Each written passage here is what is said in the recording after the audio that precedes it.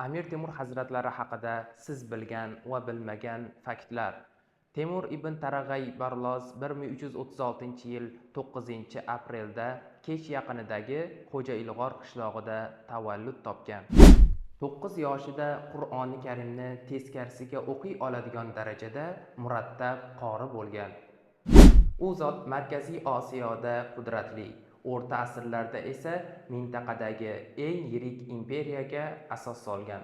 Tarixchi Sharafiddin Ali Yazdiyning Zafarnoma kitobida yozilishicha, u zot hattoki Moskva shahrini ham bo'ysundirgan ekan. 1402-yil Anqara jangida qilgan g'alabasi tufayli Yevropa xaloskori ta'rifiga sazovor bo'lgan. 1404-yil 200 ming qo'shin bilan Xitoyga qarshi yo'lga chiqqan Amir Temur yo'lda vafot etadi va Samarqanddagi Go'ra Amir maqbarasiga dafn qilinadi.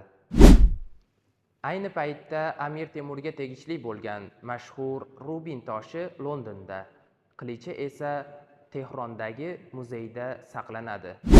1996-yil poytaxtimizda Temuriylar tarixi davlat muzeyi, shuningdek Amir Temur ordeni ta'sis etildi.